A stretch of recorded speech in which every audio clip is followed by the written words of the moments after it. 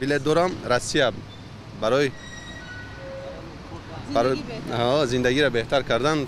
اسلامبек یادگورов چند پیش کاری تجارت را قطع کرد و فعالیت صاحبکاری خود را برهم داد. او میگوید قریب 2 سال به تجارت مواد داروواری مشغول شد، ولی چندین مانع در این راه کارش را مشکل کرد و او بالاخره مهاجرت را انتخاب کرد. داروخانه داشتم. یک طرف ارنده اجاره پولی، دوم طرف پولی سویت، پولی آب، سانیپیدینستانسیا، دیگرش. در یک سال گذشته مثل اسلامبek بیشتر از 21,000 صاحبکار به فعالیت خود خاتمه دادند. از این تعداد نزدیک 1000 نفر شخصان حقوقی و بیش از 20,000 صاحبکاران انفرادی بودند. مسئولین کمیته دولتی سرمایه‌گذاری و اداره اموال دولتی گفتند اکثر صاحبکاران شیوه یا طرز کار خود را دیگر کردند. از جمله به گفته او از فعالیت با پتنت به شخصی حقوقی گذشتند و در نتیجه آمار صاحبکاران انفرادی کم شد.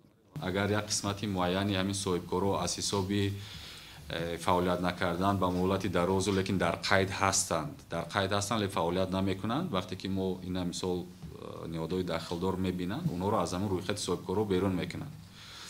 دوم سببی که مثال برهمخوری پیدا می شود این اصلا برهمخوری نیست، این از گذشتن از یک نمودی فعالیت صاحبکاری به نمودی دیگر است.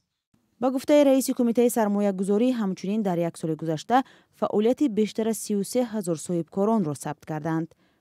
مقامات میگویند به صاحبکاران و سرمایه گذاران امتیازهای زیاد دادند و سنجش تاجران از 27 به 23 عدد پایین آمد، چیزی که به گفته صاحبکاران پورا رعایت و نظارت نمی شود. به حد مشکل است. انداز از سال 2023 30% بلند شد.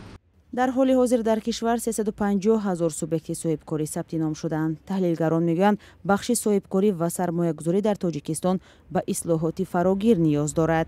موجود نبودن یگان نمود دستگیری برای صاحبکاران شرط نیست که با آنها یگان سوبسیدیا یگان مبلغ گذاریش کرده شد. اگر که یگان سبوکی فیسکالی یعنی که سبوک کردن فشاری اندازی می بود، صاحبکاران شماره کمی آنها فعالیت خود را قطع می‌کردند. تاجیکستان از زمانی به دست آوردن استقلال برای اقتصادی ضعیف و مانع گذاری های زیاد به فعالیت آزاد صاحبکاری و سرمایه گذاری تنقید می شود.